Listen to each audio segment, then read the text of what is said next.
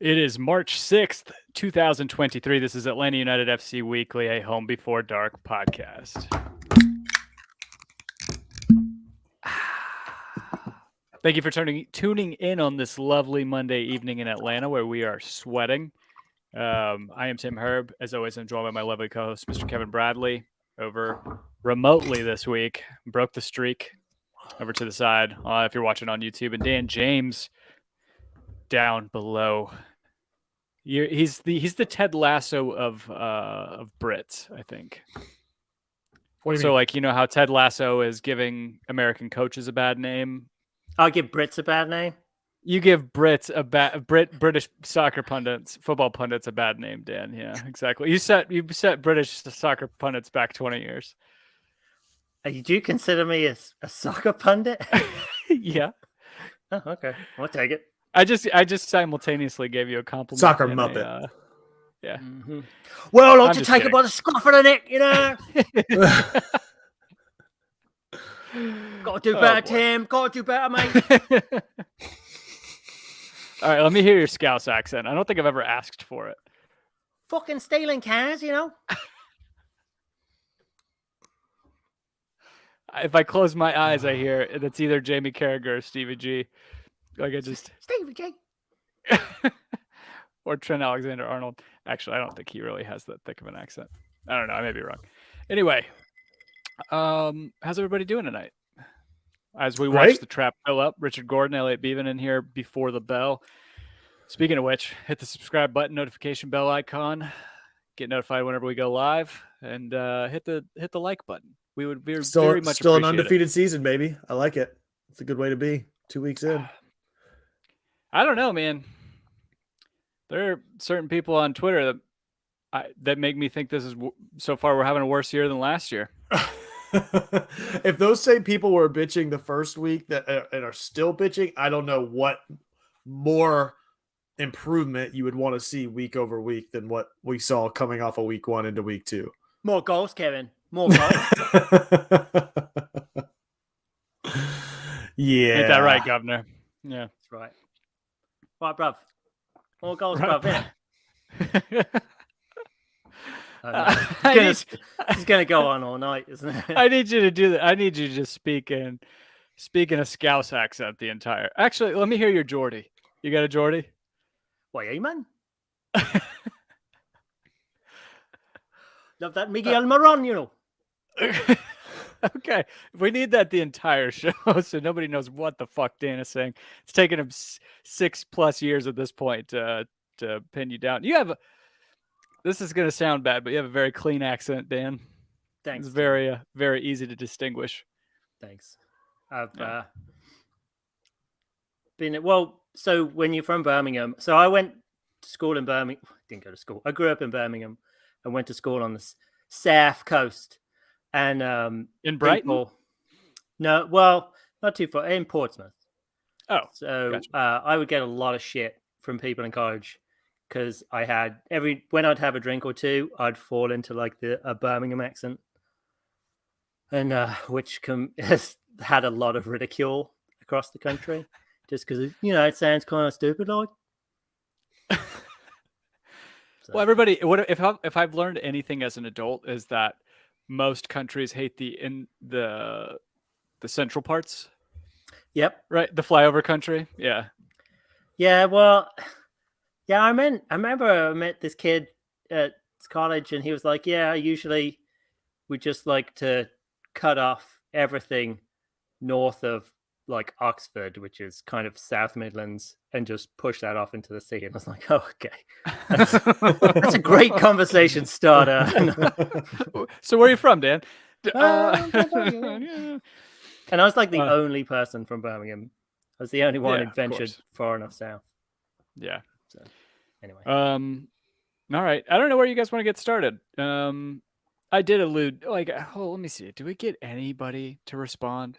Anybody respond on Twitter? No. I did. Oh, Dan did. God almighty. Or at least use your burner account, Dan. The call is coming from the Don't have a burner account. I mean, you could think that my actual account is my burner account because I only have like 200 followers. That's fair. That's fair. Yeah, I don't know where you guys want to get started. Like I said, I in that tweet, I really did feel like I watched some not fighting, but just like back and forth from people. Like, I'm just gonna say, Rob Usry was very, very, very much down in the dumps about the way we were playing, and I saw him having back and forth with people, and people are like, basically 2 weeks in a row. I feel like half of the fan base is asking the other half of the fan base, "What game did you watch?" Because I didn't see it that way. So I don't know. Yeah, I don't know. Where do you want to start, Kevin? I'm glad I've stayed off of all of that. Maybe we start there. Like, just watch the match and just enjoy it for what it is. And it's okay. Like, it's okay.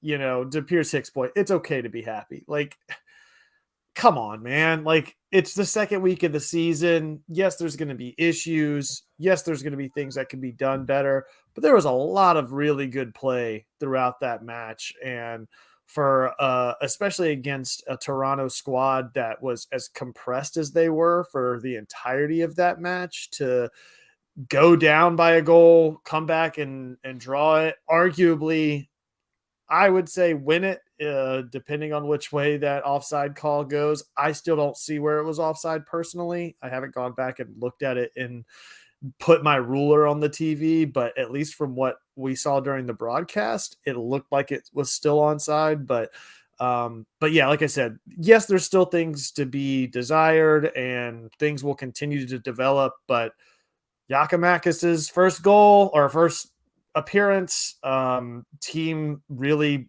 on the front foot for the entirety of the game, absolutely dominating every metric. Like, yes, they won every metric the first week, but they dominated it in week 2 against an opponent that really did just sit back and take a barrage for 90 minutes for the most part.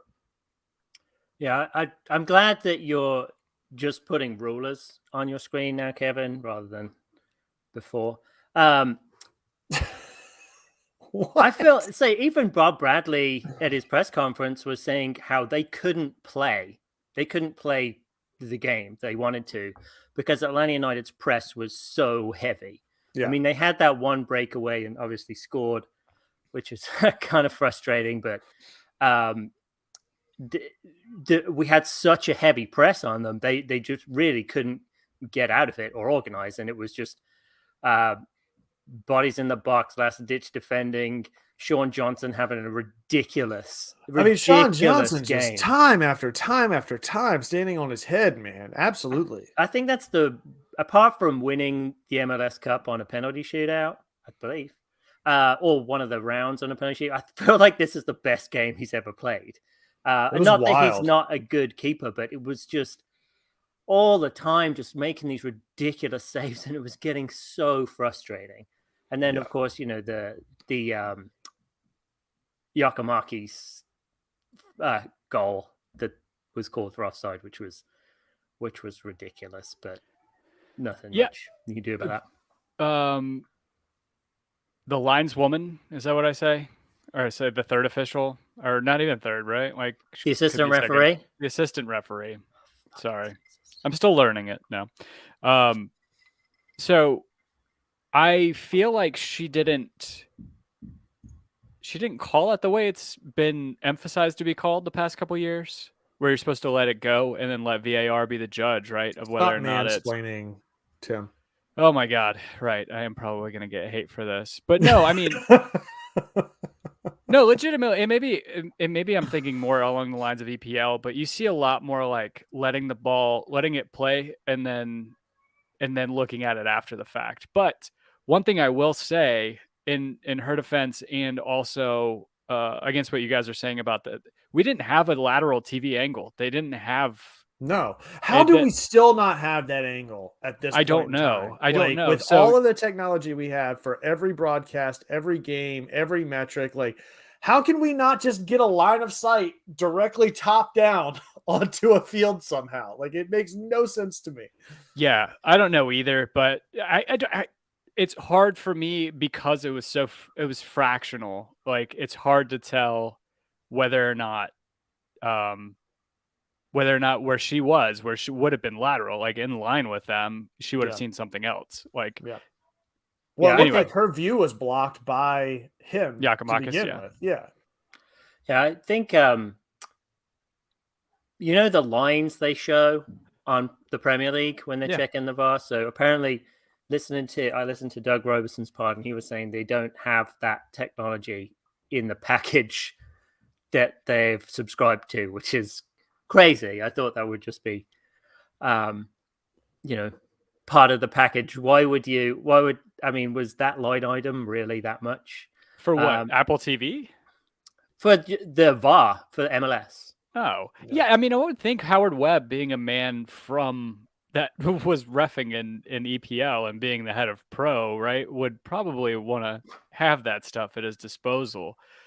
I feel like it's just going to help PRO to be as transparent as possible. Where we as fans get frustrated and rain our hate and rage down on PRO is because we don't understand why. They just go behind this wall of smoke and come out with some bullshit, and then you're like, well, that doesn't help us explain the game. That doesn't get us more involved and more excited. I mean, it was great. I remember the best part of the MLS's back tournament is you could hear the refs talking to the players. Like, I remember someone was taking a penalty and you could hear the conversation. The ref was saying, he's telling the goalkeeper he needs to stay in his line. He's going to enforce this. And it was great because you had that level of transparency. Yeah. Yeah. I'd love to hear, like, I know that from a lot of different perspectives, it would never happen, both because it allows other teams to have more, I don't know, tactical awareness of other teams. But I'd love to have just a mic'd up broadcast to where, like, I don't want to hear the broadcasters. I want just tons of mics on the field to where that's all I hear is just what's happening on the field, what the players are saying and communicating to each other, ambient noise from the crowd. That's all I want. I don't want to fucking hear anybody talk. I just want to hear players communicating with each other and what's happening on the actual field. And then if the ref is having a conversation, it clicks into his mic so that you can hear what he's saying if he's talking to other players or whatever on the field. Like, I would love that. Oh yeah, but it'll hear never the happen. conversation between the ref and the fourth, Yeah, the video yeah, assistant. yeah. Oh my gosh, yeah. Be all No, that would about be it. great. Yeah. I would be remiss if I didn't go through and acknowledge the folks that have exploded in the trap. In, you know, perfectly, Nathan Explosion being the first. Brandon Scott, Jay Hannibal, Brittany S, Bradley D. That's Kevin's burner account. Patrick Delaney. Powerful. Yeah, Edgar Hernandez. Yeah. Yeah, the Sean Johnson. I mean, to go back to that, if it weren't for him, Josetu would have had a hat trick, right? Oh man. Oh yeah, so yeah, you talk about Josetu. Like, Dan kind of hit the nail on the head last week, talking about how great he was playing last week. And again, you talk about improvements week over week. From week 1 to week 2, his performance has only gotten that much better. I mean, it was tenfold what he even did in week 1. And I thought he had a pretty good performance in week 1, all things considered. And so for him to come out and light things up like he did, especially with those shots on goal, was phenomenal. Yep. I mean, he led the team with 3 shots and he got subbed out. What minute did he get subbed out? It was like 60 something, right? Yeah, 3 shots in 60 minutes. That's pretty good. Especially he scored on 60. He came out. Gotcha. Oh, he came out right at the end at 90. Excuse me. Oh, gotcha. Yeah, I mean, I thought he played really well.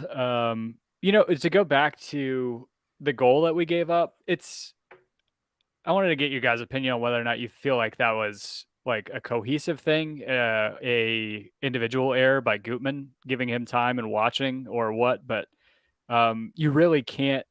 I didn't realize just how prolific Bernadeschi's been since he came to Toronto, but he's scored 10 goals in his 15 matches in league play for Toronto on a bad Toronto team last year, no less. And he's a world-class player. He's 29. He came over here from Juve, right? Like, it's not like it's a guy you can't just you can't give that guy space. Right. Or he's going to absolutely make you pay. He should have had another goal earlier on in the match too. But Yeah, I don't know. I mean, what happened? Like, what was the breakdown? What did you guys see from that? Because it looked like ball watching to me. Yeah, I think Bradley had a really intelligent pass through to Bernadeschi, and then he Boo. just God almighty. he just sprinted straight through, and it looks like there was some miscommunication who was going to pick him up. And then I was listening to one of the other podcasts who was saying, because that was it. It was Joe Patrick. He was saying the on the Brick by Brick series, Guzan was talking about how he needs to work again on his angles and getting back to fitness and getting back to like that game standard.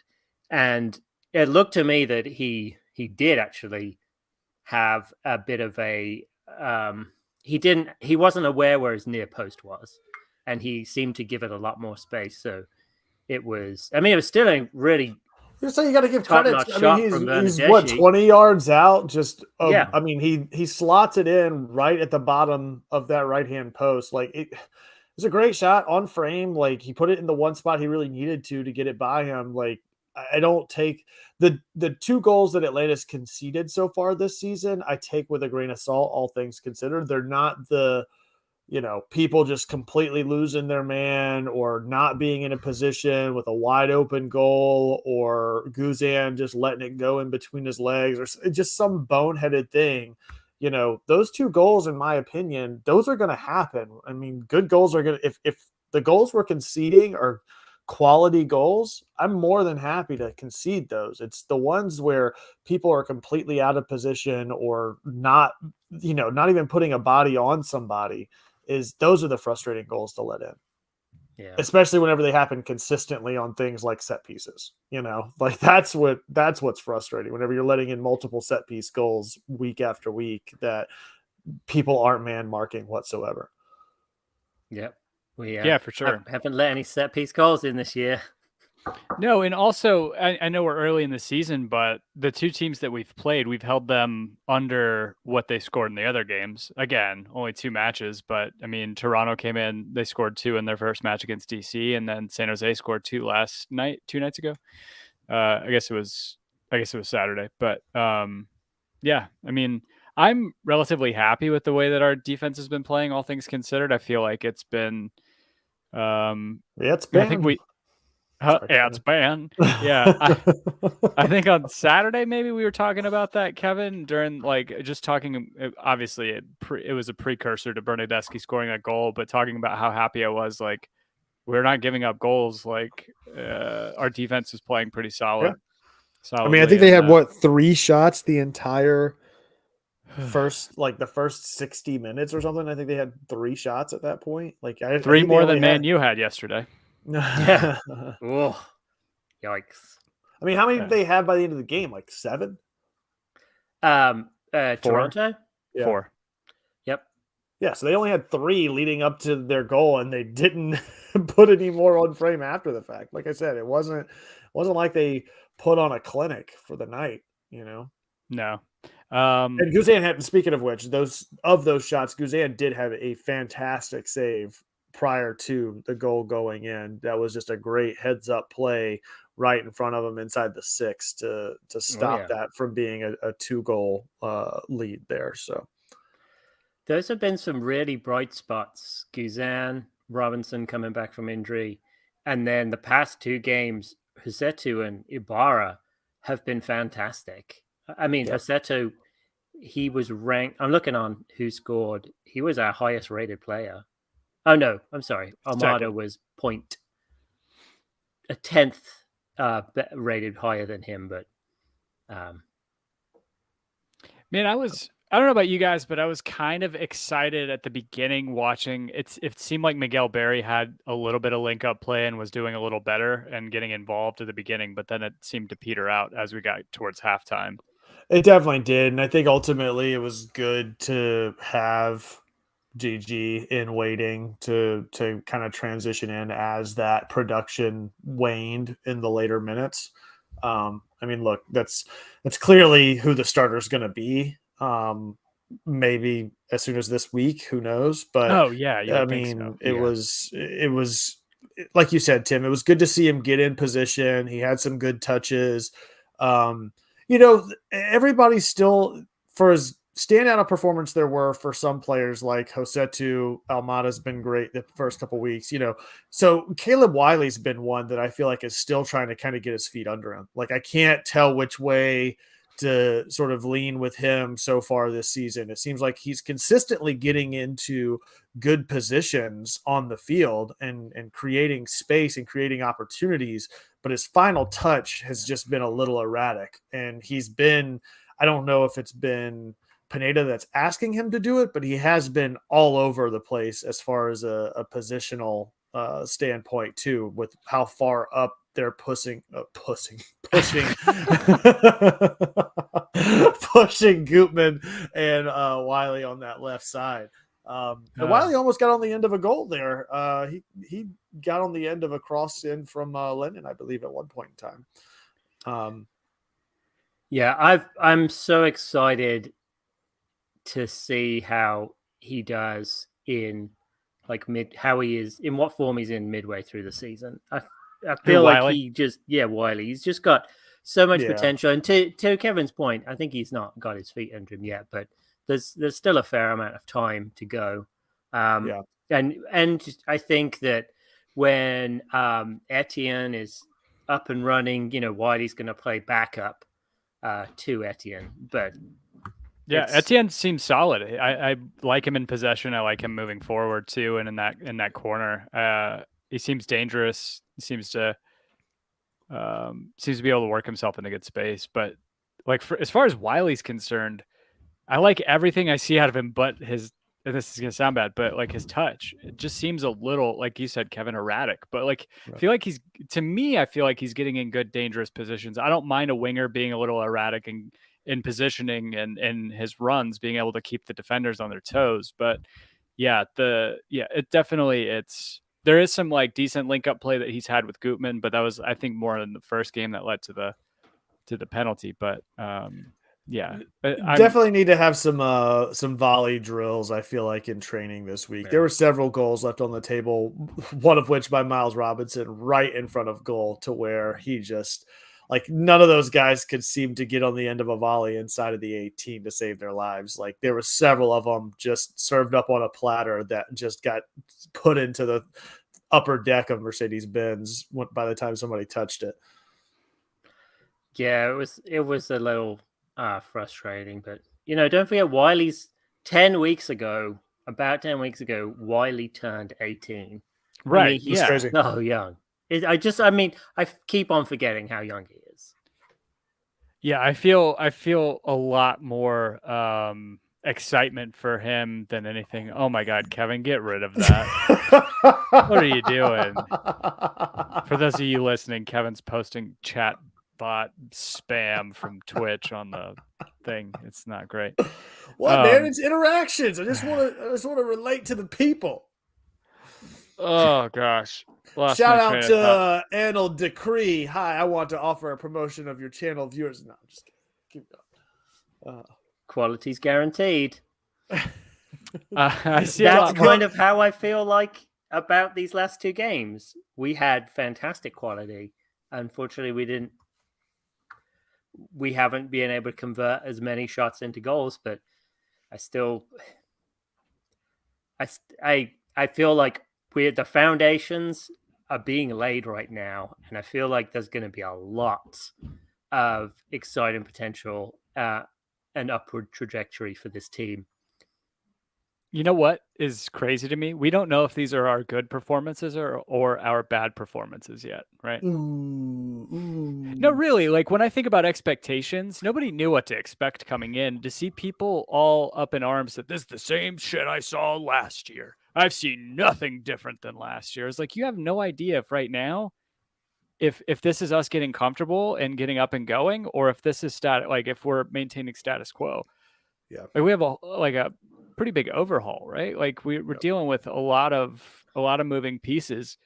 And to be honest, I'm very happy with 4 points out of the first two. Yeah. I know people can say it's the same shit as college football, right? Like we have no idea who's going to be good coming in because MLS has such crazy turnover to not like Toronto could be a great team. To like San Jose could be a great team.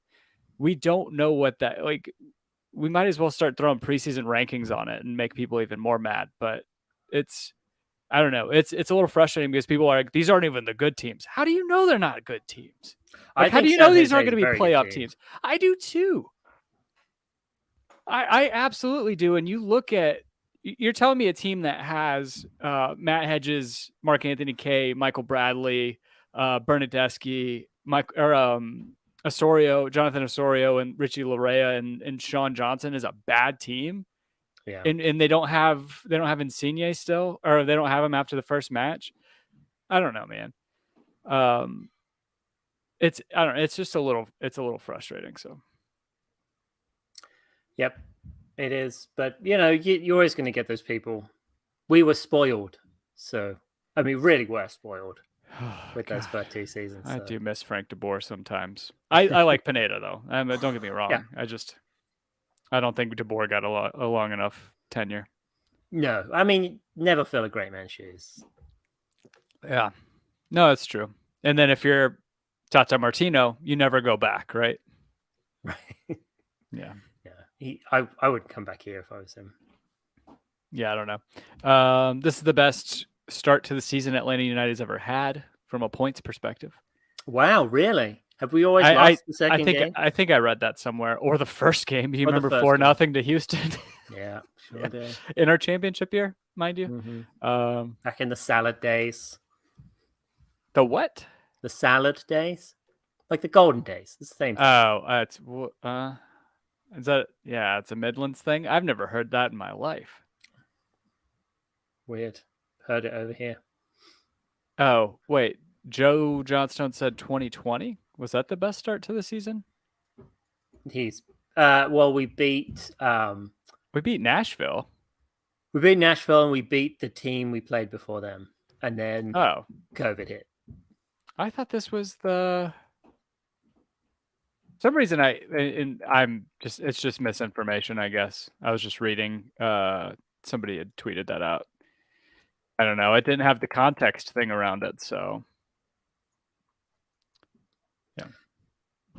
Did Burton Boise, was he in last week? Or she? I don't know. The only time we won the first game besides this year, the world ended. That's right. Okay. That's what I was saying. How's Joseph Watch this week? Still no goals. No goals. How's the boy doing? Is he even starting? It doesn't Yeah, even he look is. He's starting. He started both games. Yeah. But he's still not. I mean, he's not in the top performers based on what I'm seeing on who scored for Inter Miami. No, he's not. All right. Joe Johnstone, this front four versus any in the history of the club, who's the best? I'm hoping he will. I mean, it's got to be Joseph Almiron. Man, I'm trying to remember who else is out there. Villalba. Gressel. Was Gressel a winger? Can't remember. Yeah. Well, we had Assad. Before he switched to right back, he was playing wing. Mm-hmm. Yeah.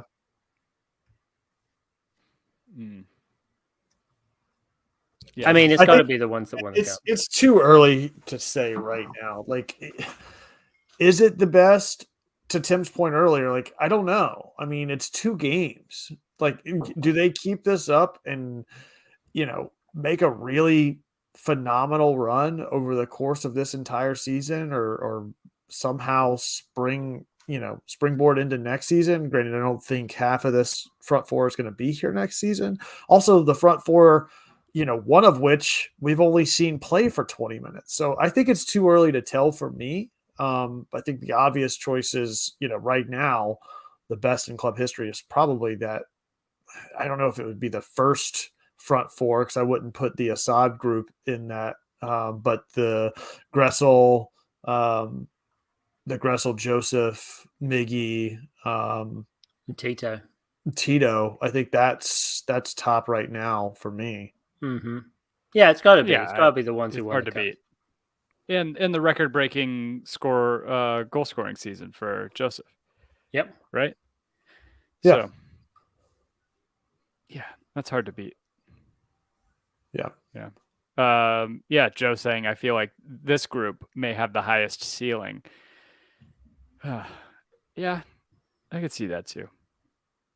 I don't know. I know they It's got to hard. win the cup, right? That would be if they Yeah, don't win the cup, they're not Exactly. they're not the ones. Yeah.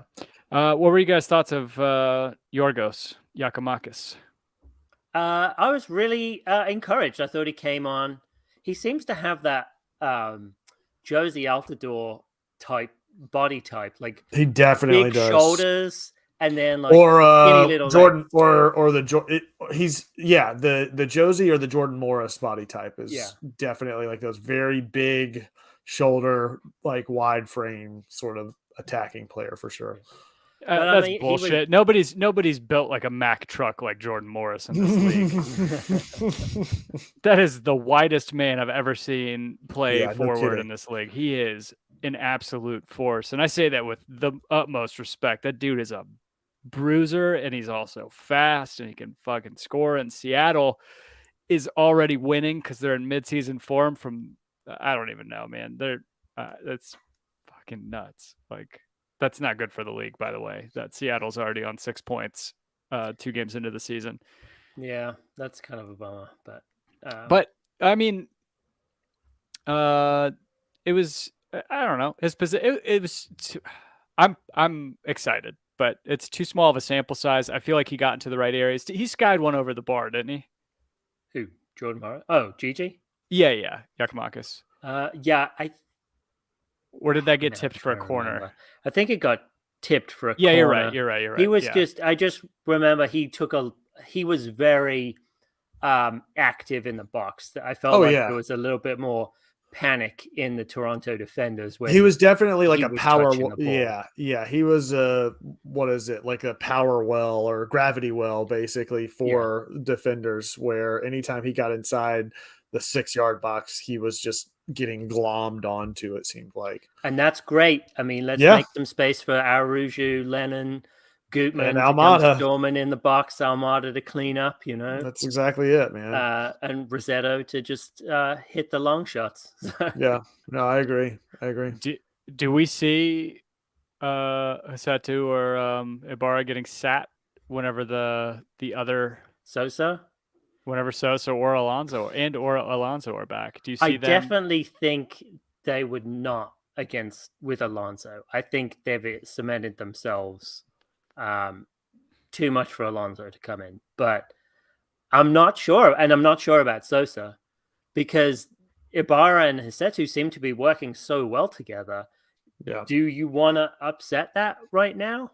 Right. Or do you want to kind of just build more chemistry? I mean, that's the thing that we haven't had for years is consistency. Right.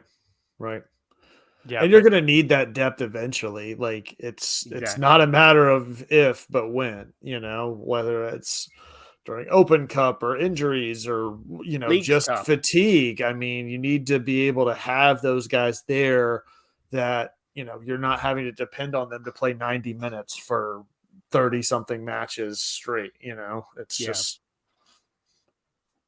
Isn't Sosa kind of an expensive player to have on the bench? He is, but knowing the talent that he provides, I'm not saying. So was Joseph. Didn't stop the team from doing that. That's kind of proving my point. Like, how did that end? Yeah, but you're not gonna.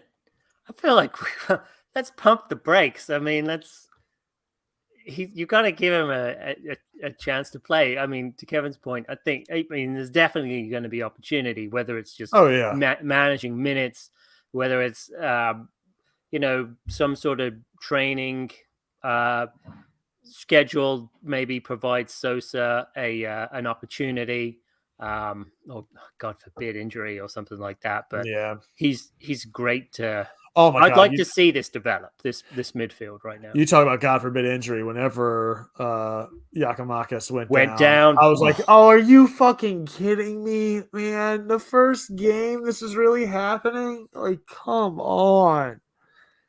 Oh, yeah. I don't know what I'm going to do if that happens within these first couple of games. I just won't be able to take it. Yeah. Yeah.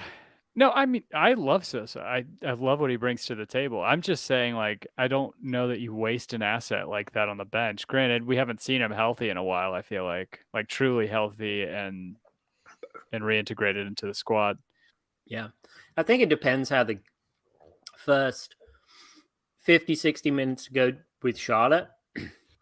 And then if we're just dominating, why not bring Sosa in and for one of Hisetu or I Ibarra, agree. depending on their energy levels, I agree. and see where they are. And Brittany has said Sosa might be subbed in. And she also said Charlotte's on a big fat goose egg. Yep. Yeah, it's not all that Trap game. surprising. Trap game. It's a trap game. I mean, it's at Bank of America, the bank, as they call it, which is so original. Yeah. Well, I mean, it's I don't know, it's stupid. I don't know how to feel about that game. I can't get up for the Charlotte games yet. Yeah. Like get to Charlotte or like get No, excited? no. I feel like I don't get amped for Charlotte matches the way that I do for Orlando or even Nashville at this point. What about Red Dude, I'll be completely honest with you, Tim.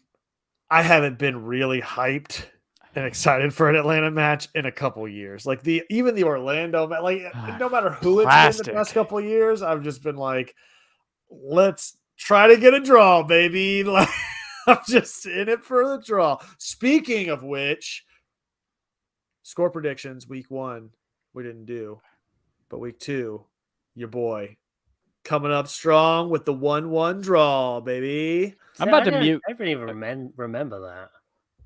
That's because you didn't predict it. Obviously, you wouldn't remember. All right, so I muted Kevin because I have to get this in. He was sitting on my couch cheering Executive for a draw. rights, motherfucker. He was cheering for a draw on the couch just so he could be right about his score prediction. That is how plastic this man is. This man is full of BPAs. He's poisoning the water. Oh, absolutely. He's like an Electro in Spider-Man, but instead of electricity, he went up to the he goes up to train derailments and just sucks it all in. He soaks in all the plastic from the air. Oh my god. Yeah. Just gives him power. Yeah. Look, man. The water beads up and just falls right off. He can't even. I didn't want a loss. At least I was pulling for a draw. You just better hope I don't call. I'm not calling for the loss. So was Parada offside? Not Parada, right? Giakoumakis? No, it was Parada. No, it was Parada. No, I still think that should have been a goal. I still think that. Oh yeah, you're right. That should have been a 2-1 game. I mean, yeah, I agree. But I was still excited that it was 1-1. I mean, don't get me wrong. It's still nice. Do you go out and make bets on Atlanta United to lose just so you win either way? A regular Ivan Toney, regular Daniel Sturridge over here, or Calvin Ridley, Pete Rose. There's so many to choose from now. Gotta do what I gotta do. Yeah, you know. I don't know. I'd rather draw 1-1 and get the score prediction right. That's it. That's it. I mean, it's ultimately it is a little frustrating. I won't lie; it's a little frustrating to walk away from a match like that and lose 2 points. And me be right. Oh, okay. Yes, yeah. That's the most annoying thing. We're all aware of that one.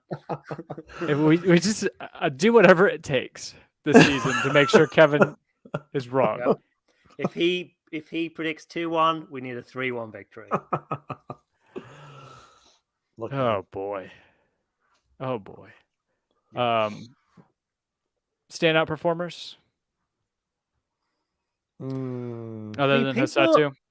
Yeah, I mean, so people have been rubbishing Araujo I don't think he was that bad. I mean, he was making some runs that were pulling guys away and doing some pretty good work off the ball. I mean, he was rated one of the higher rated players. I mean, I wanted, like I said last week, I really wanted to succeed, and I feel like he has the fundamentals to do that. It's just how much. I mean, defenders, he can become a gravity well himself, and maybe with Yako coming in, it gives Arujo a bit more space to work in. Yeah. But that wasn't the question Tim asked, was it? No. So, who was your standout performer? Well, he was saying other standout performers other than Ibarra Rossetto, so I was putting a plug in for Arujo. Does it say something to the fact that like I feel like I haven't even noticed Miles Robinson or Juanjo Parada in the back at all? Like that's a good thing, right? Like I haven't. We didn't have to. They weren't on the other side of the field the entirety That's of fair. one match. Like, you've got an even smaller sample size because they haven't had to play defense at all in a full game at least. Well, Parada had 3 shots. Robinson had a shot. I mean, Robinson did not have a shot, dude. You can Yes, call he it a did. shot, but that was not a shot. That went way over. That was a clearance It was inside a the shot opponent's off target. 6-yard box. It was not a shot. But the fact stands that, I mean, he seems to be doing incredibly well coming off this ACL injury. Yes. And I mean, I know he's been such a defensive rock. I know we're 2 games in, but I'm like, I wonder if there's a way we can figure out how to keep him around because they're gonna have to pay. Like a team would probably pay him DP money in this league unless he goes to Europe, and obviously that's where I'd want him to go if he's going to leave. Yeah, but I don't want. But the thing is, I mean, he allows you to do so much more in attack, and the way that Lagerwey is working these salaries, where more is spread around, then maybe you can afford to keep him. And I believe the contract offer was on the table 2 miles before Lagerwey was brought in. So maybe there is a. I mean, Miles isn't going to sign anything until the season ends and he sees what offers are coming his way. So, Atlanta United is going to be in a bidding war, I'm sure, if we can't get something done before the end of the season, and I don't think we will. Yeah. But maybe that strategy Lagerwey is implementing allows us to pay him what he's looking for. Because I feel like he is someone who really makes his team work. Oh, yeah. Yeah. Yeah, I agree. So do you guys think that Toronto should have had a red card? Which challenge? I don't know. That's why I asked it, so I didn't have to answer it. I don't remember any horrible challenges. I don't either. I mean, probably they should have had a red card. Yes, they definitely should have had a fucking red card. That's the answer. I don't even think they got carded the entire match, right? I don't think so. No, it was just Ibarra and Etienne. Oh man, I thought for sure that was it Ibarra that I thought he clipped the guy in the back going for the challenge on the ball, and he was arguing with the ref. I was like, no, dude, you definitely clipped it. And they showed the replay. I was like, oh, that was a clean dispossession. That was like it was deceivingly clean, because I was like, oh, how could you possibly have just made only contact with the ball? You were directly behind him. How the physics don't even work out? And they replay it, like, oh, that was dirty. That was really nasty. And Pineda was like livid on the sideline in that like line judge in his face and in his ear for the rest of the night. Well, I mean, is that something new? By the way, sorry, Dan, to cut you off. I just want to stick the Pineda passion on the sideline, really getting into it. I feel like that seems like a new wrinkle to his managerial style. Pressure's I think I mean, I love Pineda, but I mean, he's got to be feeling some pressure this season. Yeah. And Sorry, Neymar Sagaffi just wants you to understand that he's the fucking Don. He's the guy on the field. He doesn't need any help. If he doesn't see it, then fuck you. Yeah. Speaking of all the things that we see and unsee, a little bit of foresight, if you will. You guys are ready for it. It's been a long wait, 3/4 of the way through the show at this point. I can think of no better time than to get you primed and ready for an all new, fully prepped, fully loaded, heavy damn boat.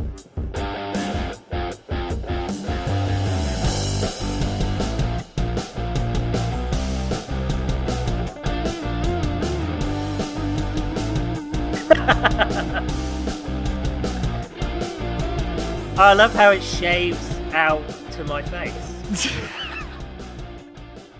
That was Kevin putting up the Manscaped logo. that was me. Oh, sorry, Tim. I just assumed it was Kevin.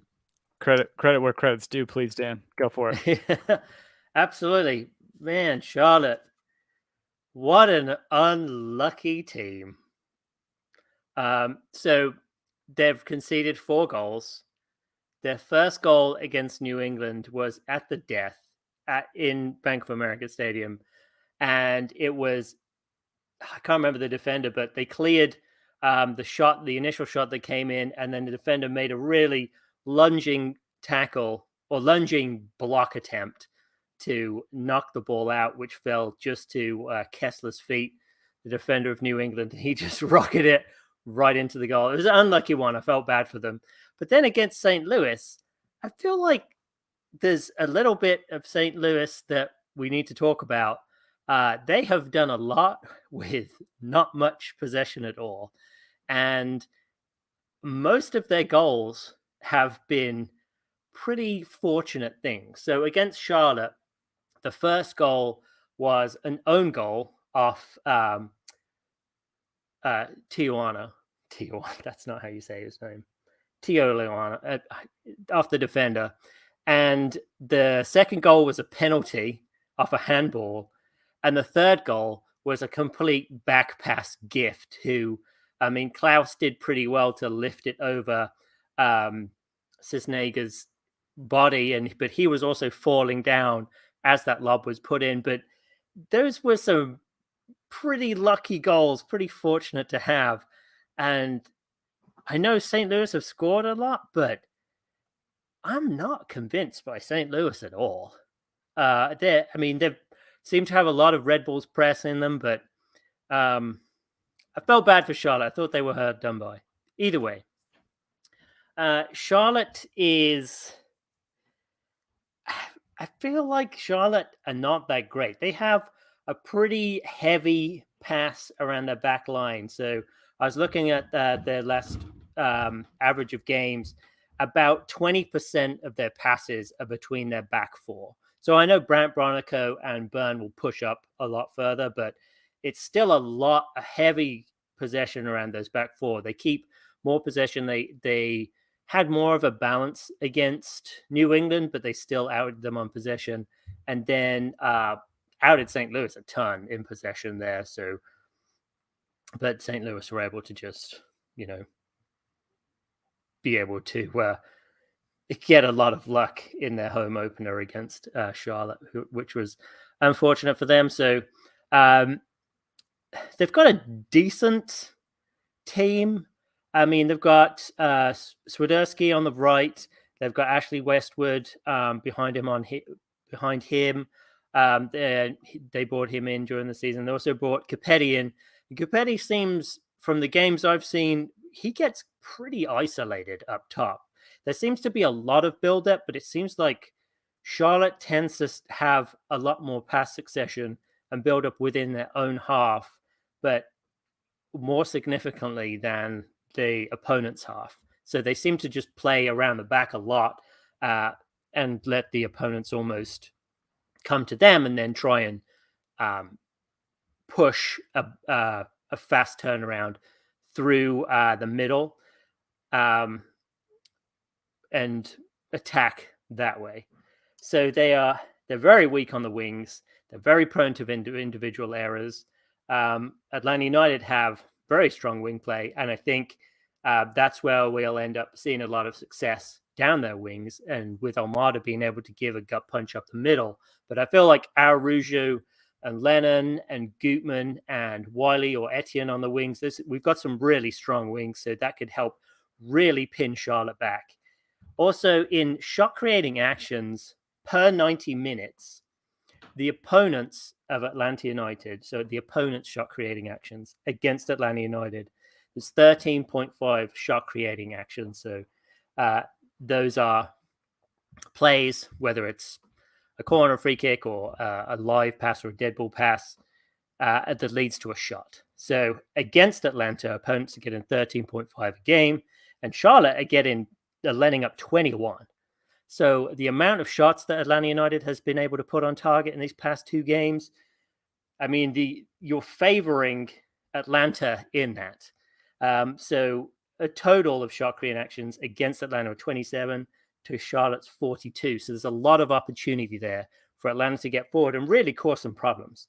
And Cisnega's a decent keeper, but I think against when the ball is, this is going to sound so stupid, but when the ball seems to be moving faster, I think he's going to be at a weaker point, because it seemed a lot of shots that were coming to him, at least against St. Louis, it seemed that the ball was moving relatively slowly, so it's easy for him to like clear up. I mean, there were a couple of like very reaction saves, but those were more up close. And I feel like with what we can provide and what potentially can happen, the chaos in the box can happen, there could be some fortunate deflections like we saw with Rossetto, or just some fast moving and accurate ball placement far away. But also, I mean, you're going to have hopefully Gigi's in the middle there, and he can create a lot of competition and chaos and confusion in the box.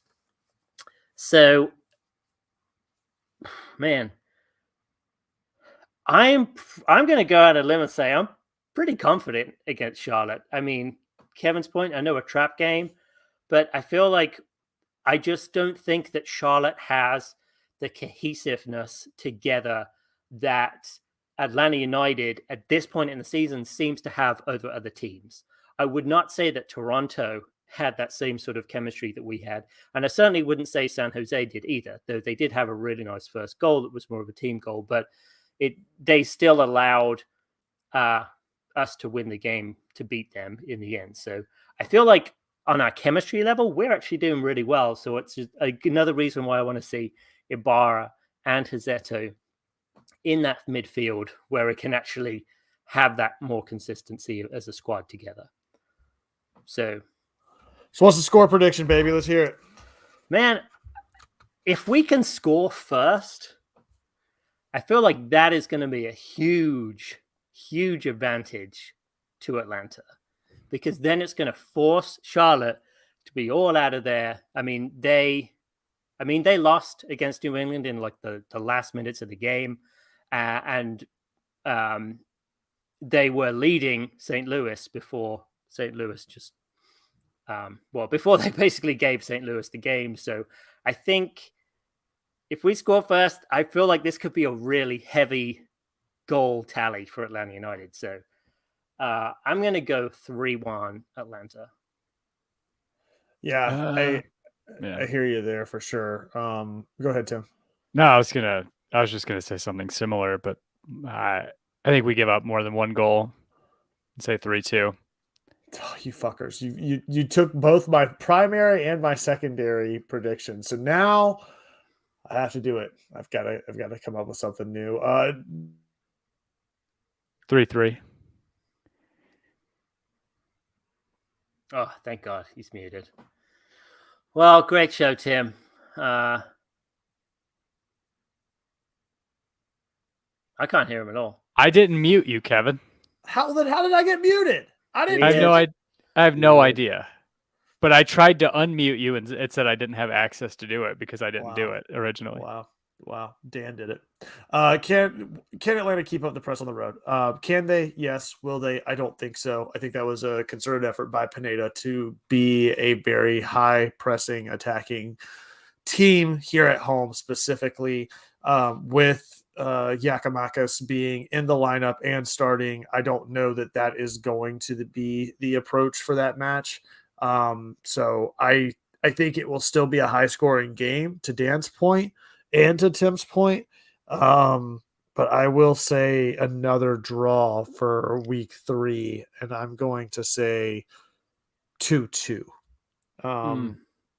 I think I wanted toot. But the good news is Atlanta stays undefeated in the season. Withdraws. But hey, man, better than losses. So why do you think that on the road they wouldn't be able to keep up the pressure? Do you think it's more of a instructional thing from Pineda, or Yes. he's gone again? Quit muting yourself, Kevin. Dude, you saw my hands. Like my hand would have to be up here. Like I literally haven't been touching it. Did you hit your space bar or something? No, I can't even reach my laptop unless I reach all the way over there. It's just for whatever reason, it just keeps muting me automatically. That's weird. Anyway. But why would he do that? I think it's to send a message here at home. It's not to say, like I said, I don't think that it's a matter of him not being capable of doing that on the road. I just think that it's a very clear coaching opportunity and in a directional mentality for Pineda to be an aggressive, high pressing team here at home. He did not allude to the fact that was how they want to play week in and week out. He just said specifically at home, that's how they want to play. They want to get opponents on their heels when they're at home. I think that, if you try to do that on the road, and you sort of lose that momentum, and you could easily get down early and then have the crowd against you too on top of that. And I just think that there's a little bit of a different tactical approach whenever you're a visiting team on the road. I don't see this team. It's not to say that they can't be. We saw 2018 Atlanta United be a high press team pretty much through and through. But I just don't think right now that that's what they're really intending to do week in and week out. At least I don't get that impression. Gotcha. Nathan Explosion. Charlotte got embarrassed by St. Louis. They may be out for blood. Their coach might start getting worried if they lose 3 in a row. So this might light a fire in them. And that very well could be the case. Yeah. And plus, I mean, they've been dealing with, the Anton Walk stuff. I mean, that's got to be a real heavy thing to do. You've lost a whole bunch. I mean, if you think about it coldly, you've lost that chemistry that you had. I mean, he was such a leader for the guys. Now someone else has to step up and take his place.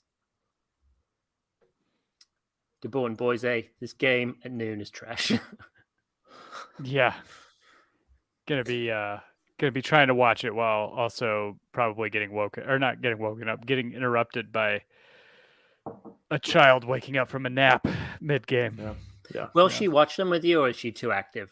Dude, she is. Right, it's both. Right, she's obsessed with soccer.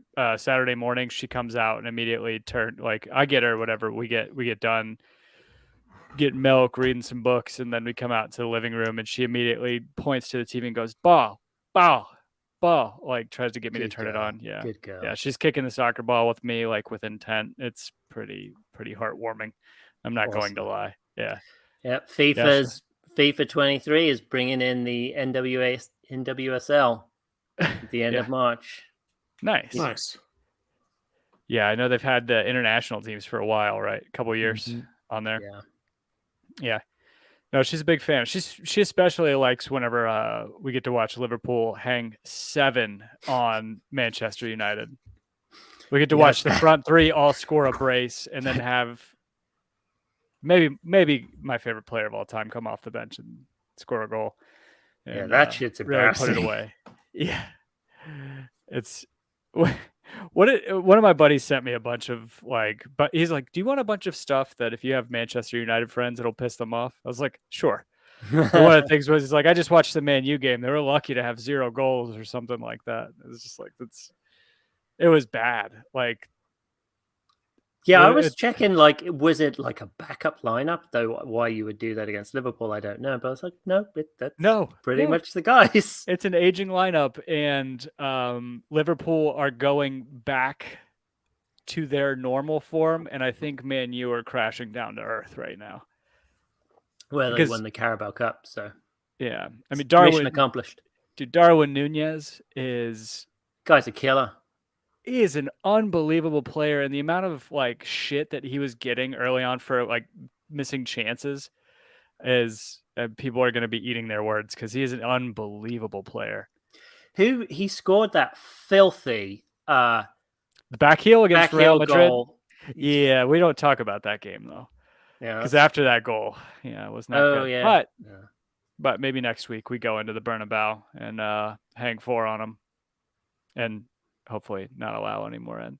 Yeah, it was a hell of a match yesterday. It's always fun to watch Man U lose, but even better at the hands of Liverpool. So, hey, we didn't talk about the Jim Curtin stuff, either of the comments, right? Whether it's the Ted Lasso stuff or it's the what was the other thing he was talking about? Oh, driver's licenses inside a Mercedes Benz. Yeah. What a douche, man.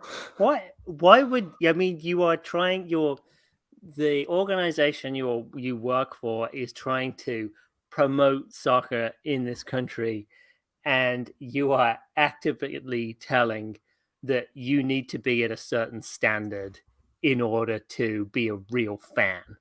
I mean, come on.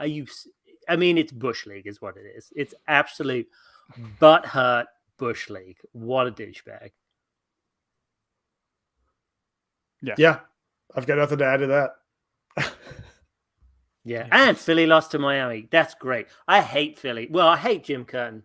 And unfortunately, Philly are an extension of that. So yeah. Fair.